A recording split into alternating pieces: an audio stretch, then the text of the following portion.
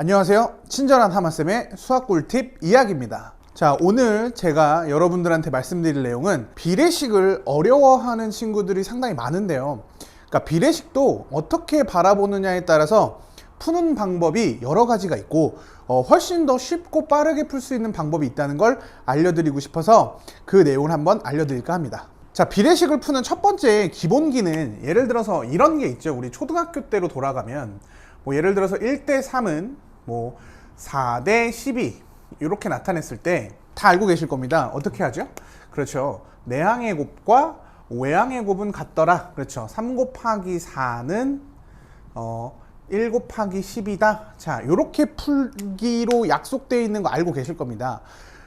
많은 학생들이 중학교 과정, 고등학교 과정을 가면서도 모든 비례식을 다 이렇게만 바라봐요. 그러면 수식적으로 얻어갈 수 없는 이점이 있을 수도 있으니까 다른 방법으로 우리 어떻게 바라볼 수 있을지 한번 고민해 보도록 할 건데요. 자, 그래서 오늘 제가 아까 말씀드린 것처럼 내항의 곱, 외항의 곱 말고도 비례식을 이렇게 바라볼 수도 있다는 걸 한번 알려드리고자 해요. 자, 봅시다. 다른 방법으로 바라보는 방법에는 잘 봐요. 1에서 3으로 가고 있는데 우리 얼마 곱하고 있어요? 그래요. 3을 곱하고 있죠. 4에서 12로 가고 있을 때도 우리는 얼마를 곱한다? 3을 곱하고 있죠. 자, 그래서 이런 식으로 비례식을 바라봐도 괜찮습니다. 잘 봐요. 그러니까 x 대 2가 예를 들어서 6대 8이다 라고 돼 있어요. 자, 그러면 8에서 6으로 가는데 얼마 곱하고 있죠? 그렇죠. 8분의 6을 곱해요. 8분의 6은 얼마입니까? 4분의 3이 되겠죠? 맞습니까? 따라서 2에서 x로 가는데도 얼마를 곱하면 돼요?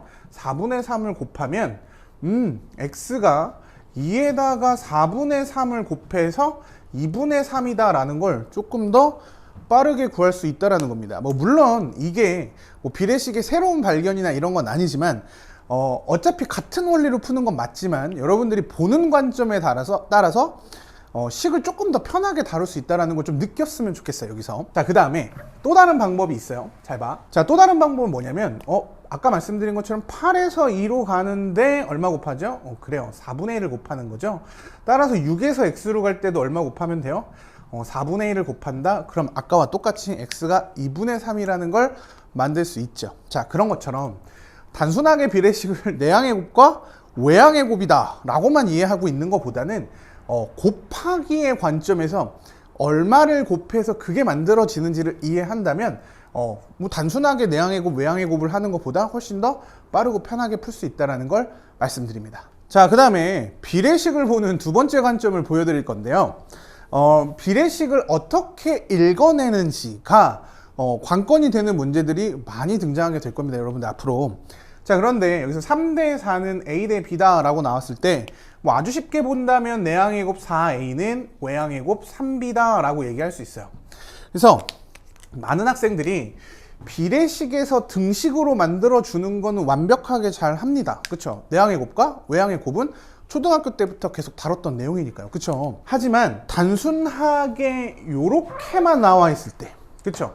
4a가 3b다 라고 나와 있을 때 이걸 비례식이라고 이해하는 친구들은 그렇게 많이 없었던 것 같아요. 물론 알고 있는 친구들도 많이 있겠죠. 자, 근데 요거를 읽는 방법만 이해한다면 되게 쉽게 풀 수 있어요. 아까 말한 것처럼 얘는 내항의 곱과 외항의 곱으로 만들어졌다고 했을 때 4a는 3b다 라고 나왔을 때 이게 비례식이라는 걸 좀 알고 가면 쉽다고 말씀드렸죠. 그런데 요 등식을 봤을 때 약간의 착시 현상이 좀 일어나는 친구들도 있어요. 뭐냐면 4a가 3b인데 a가 클까 b가 클까 그러면 a요 라고 말하는 친구들이 가끔 있습니다. 그래서 4a가 좀 커 보이죠. 근데 a에다가 4를 곱해야 b에다 3을 곱한 거랑 같다라는 걸 이해한다면 a가 더 작다라는 것도 판단할 수 있어요. 물론 그 얘기를 하려고 하는 건 아니고, 자, 읽는 방법을 그냥 알려드리도록 할게요. a 대 b는 이렇게 읽어주시면 됩니다. a 대 b는 3대 4. 따라서 요 등식을 놓고 문제를 다시 쓰자면 a 대 b는 3대 4다 이렇게 쓸 수 있어요. 자, 다시 말씀드리면 요 비례식을 이렇게 바꿔 쓰는 건 참 잘하는데 요 식을 비례식으로 바꾸는 건 좀 어려워하죠. 자, 우리가 방정식이나 부등식이나 이런 걸 풀 때 문자의 개수를 하나로 줄여야 된다고 많이 배웠죠. 그래서 이런 걸 볼 때도 많은 학생들이 분수를 좀 귀찮아하는데 a를 4분의 3b라고 얘기를 하면 A를 B의 형태 B로, 그러니까 분수의 형태인 B로 바꿔줘야 되는 건데, 선생님은 이렇게 하는 것보다 A 대 B가 3대 4다 라는 걸 이해한다면 A를 뭐라고 쓸 수 있다는 거죠? 그렇죠. 3K라고 쓸 수 있고 B를 뭐라고 쓸 수 있다? 4K라고 쓸 수 있어요. 그러면 문자가 두 개에서 한 개로 통일되는 효과가 나와요. 그렇죠? 여러분들 문자가 두 개인 방정식은 못 풀잖아요. 문자의 개수를 다 하나로 줄여야 되잖아요. 물론 뭐 부정 방정식 이런 것들 제외한다면. 그래서 뭐 그냥 쉽게 A 대 B가 3대 4다. 그럼 A를 3K, 그죠? B를 4K 이렇게 바꿔주시면 될 것 같아요. 마지막으로 한 번 더 말씀드리면 이걸 읽는 게 되게 중요하다. 자, A 대 B는 3대 4 이렇게 거꾸로 읽어주시면 비례식을 조금 더 쉽게 바라볼 수 있지 않을까 라는 생각을 말씀드려요. 자, 그 다음에 마지막 세 번째입니다. 비례식을 아까 말씀드린 것처럼 내항의 곱, 외항의 곱 뭐 이런 걸로만 보는 것이 아니라 곱하기를 얼만큼 해서 다음 항을 만드느냐 이렇게 고민한다면 좀 쉬워진다고 말씀드렸죠. 자, 그거 말고도 또 다른 수식을 만드는 방법이 있어요. 잘 봐요.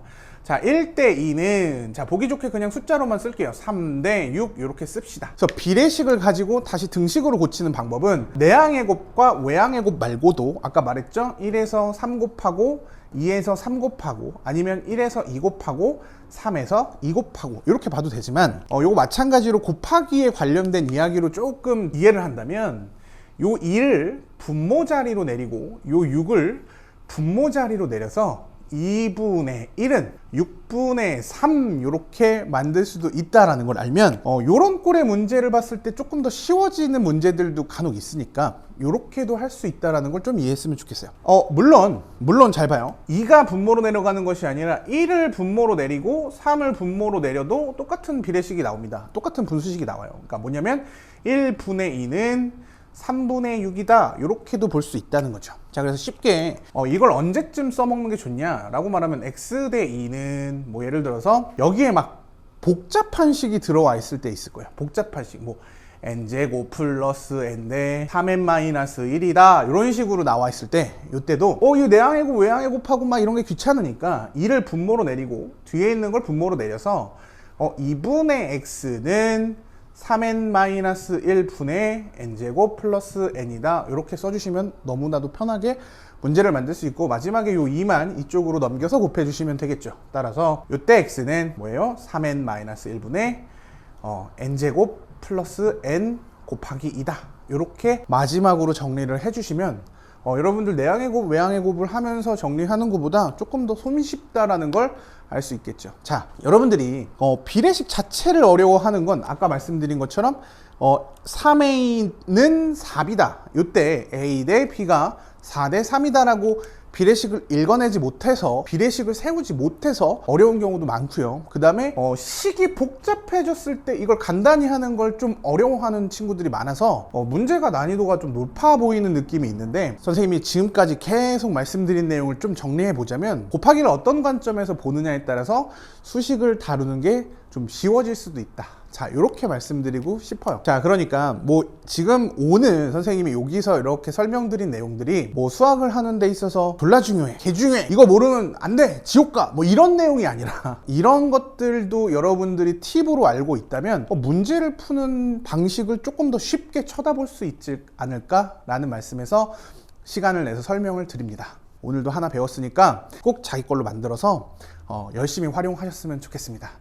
자, 지금까지 친절한 하마쌤의 수학 꿀팁 이야기였습니다.